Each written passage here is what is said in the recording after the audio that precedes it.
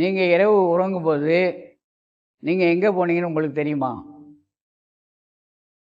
இப்போ விழிப்பு நிலையில இருக்கீங்க சொல்றீங்க. இது ஜாக்கிரதை நிலை. நீங்க படுத்துடுறீங்க. கண்ணு மூடியாச்சு, காது கேட்காது கொஞ்ச நேரத்தில. இப்ப கண்ண மூடி இங்க படுத்தீங்கன்னா, இந்த மின்விசிறி ஓடுற சத்தம் கேட்டுக்கிட்டே இருக்கும். அதன் பிறகு அதுவும் நின்னு போயிடும். அப்போ கண்ண மூடுனீங்க, கண்ண விட்டு எட்ட போயிட்டீங்க. காது கூட இருந்தீங்க, காத விட்டு போயிட்டீங்க. உடம்பு மேல சும்மா ஒரு எறும்பு ஏறிச்சு, அத தள்ளி விட்டு படுக்குறீங்க. நேரம் ஆக ஆக உடம்பையும் மறந்துறீங்க. வாயும் மூடியாச்சு, காதையும் மூடியாச்சு, கண்ணும் மூடியாச்சு, உடலை விட்டும் போயாச்சு. ஆக மூக்கு வழியா ஓடுகின்ற காத்து மட்டும் இருந்துகிட்டே இருக்கணும். காத்து மட்டும் இருக்கணும். அது இருந்தா தான் நமக்கு என்னன்னு பேரு?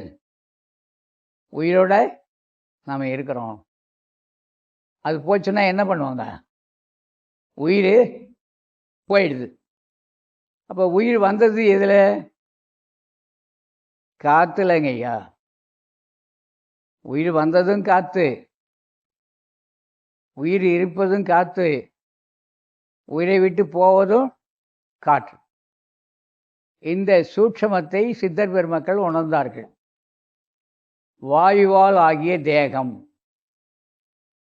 காற்றினால் ஆனது. இந்த காற்று தான் நெருப்பையும் நீரையும் உருவாக்கியது. நீரிலிருந்து மண் தோன்றியது. இப்போ இந்த உடலை என்ன பண்ணுறான்? அழியும் உடலை அழியா உடம்பாக மாற்றுவது. இந்த உடல் அழியும் உடல் அழியா உடலா? 6 மாத குழந்தையா இருக்கும்போது குழந்தைத்தனம் அதில் இருந்தது. உடல் தசைகள், எலும்பு, தசை, நரம்பு எல்லாம் அமைச்ச அந்த இயற்கை ரொம்ப அற்புதமாக இருந்தது. 6 வயதாகும்போது 6 மாத குழந்தையினுடைய உடல் இல்லை. 6 வயதில் இருந்த உடம்பு 60 வயதில் இல்லை. 60இல் இருந்தது 90இல் இல்லை. உயிர் அப்படியே தான் இருக்கு.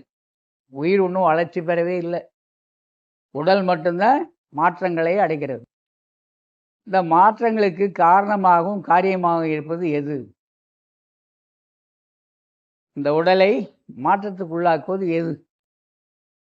காற்று கிடையாது. காற்று எப்போதுமே ஒரே நிலையில் தான் இருக்கு.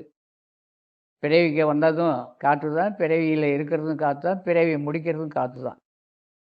நம்முடைய பிறப்புக்கும் நம்முடைய இருப்புக்கும் நம்முடைய இறப்புக்கும் காரணமாகவும் காரியமாகவும் இருக்கின்ற ஒரே பொருள் காற்று.